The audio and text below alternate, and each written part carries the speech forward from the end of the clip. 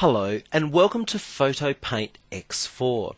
This is a quick overview of the workspace and many of the new features in PhotoPaint X4. I do recommend please watch the CorelDRAW workspace and new features tour, as there are many topics that are also relevant to PhotoPaint. Well, I'm quickly going to open our welcome booklet by clicking on the Quick Start tab. The first new area we want to look at, of course, is these wonderful big thumbnails that we can see of our most recently saved or opened files, and all of that document information that helps us to remember what that file's all about. I'm going to turn the page and look at what's new. And under what's new, you've got a number of areas. If, for example, we choose workflow, you'll notice that we're in welcome, what's new, workflow. And you can learn all about the brand new features we've got right there. You can also scroll through these pages and you'll notice our path changing up the top there. It's worthwhile spending some time familiarizing yourself with what's new. Under learning tools, I do recommend spend some time looking at the video tutorials.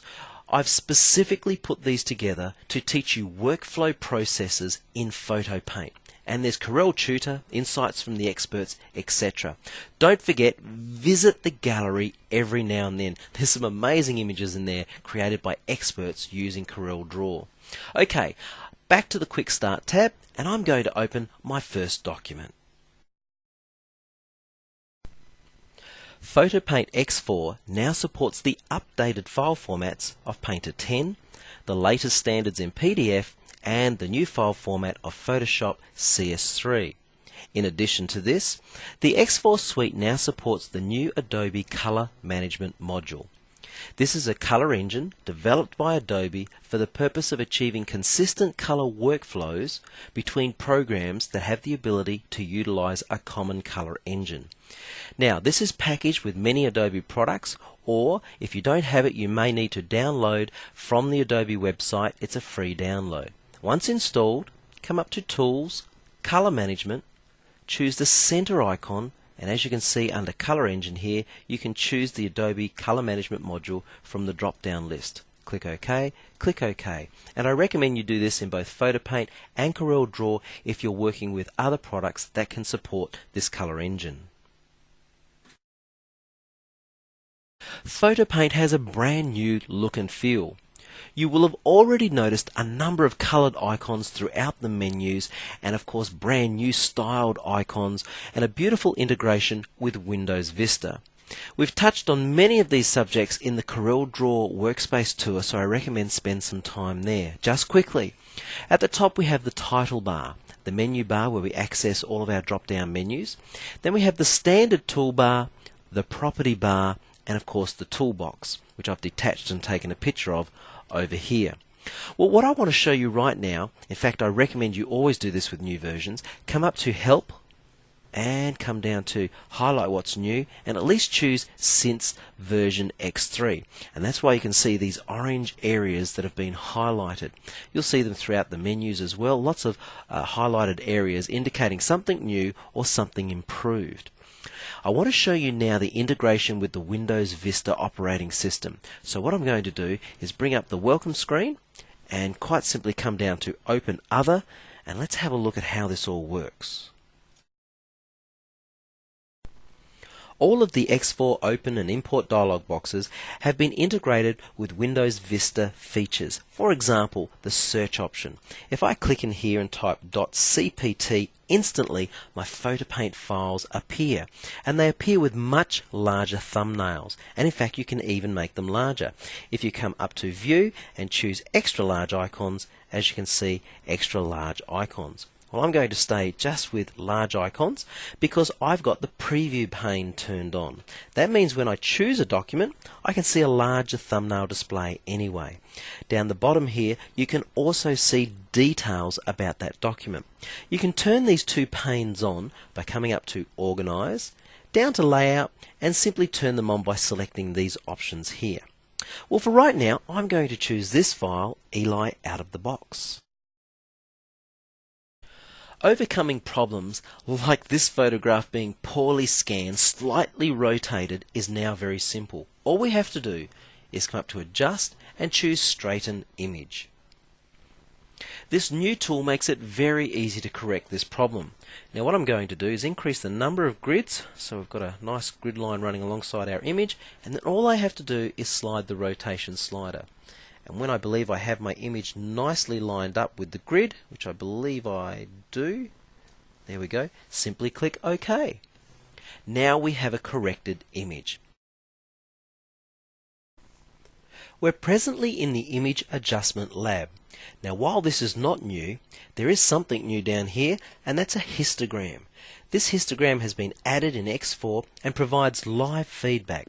If, for example, I were to slide the brightness across here, you can see the image change, but also the histogram changes instantly, so we can see what we're doing to our image.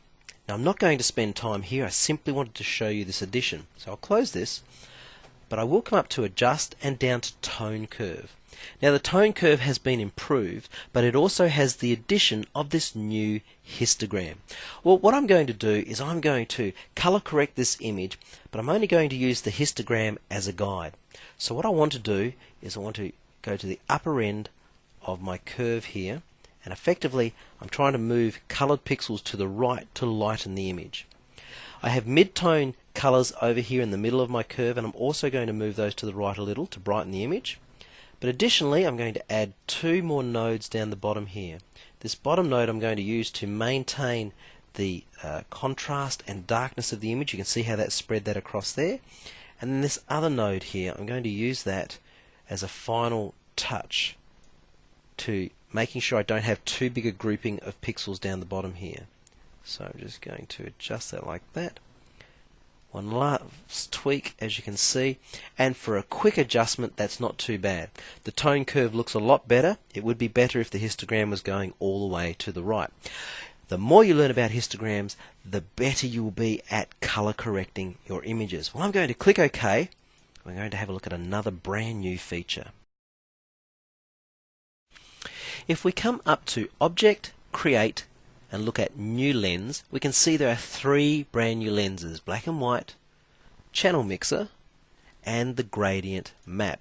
But I'm going to look at black and white. Click OK. Notice the cyan colors here. What this does is this allows me to have control over various hues within the image. Now, as I pointed out, those stripes there are cyan in color. If I adjust the cyan slider, watch those stripes. See how they're adjusting? So I've got a lot of individual control throughout this image. The reds and the yellows will affect the skin tone. So if I adjust the red up just a little, that'll lighten the skin tone. If I adjust the yellow up a little, that'll also lighten the skin tone, as you can see. There's a fair bit of dark blue in this image. So again, I'm going to lighten the dark blue, and you can see how it's starting to lighten various areas.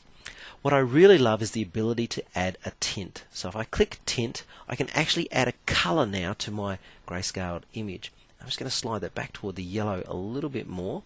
I'm trying to go for that sepia type look. I think that looks pretty good. So I'm going to click OK to that.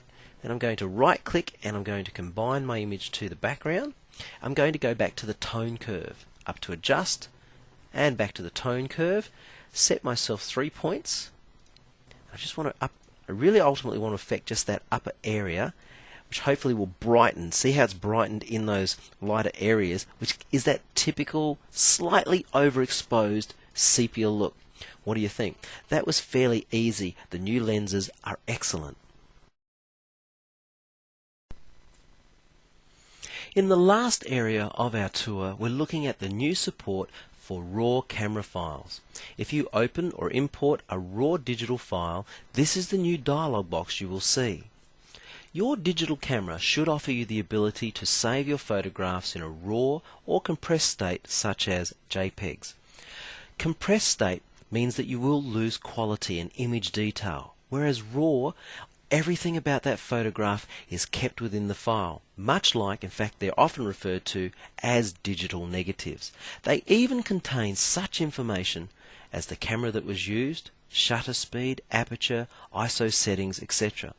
Then there are a number of options here for color correcting your image. And as you can see here, I've corrected this image and it now far more resembles the original flower. Now I've done this by bringing out more detail from the darker areas by warming up the color temperature.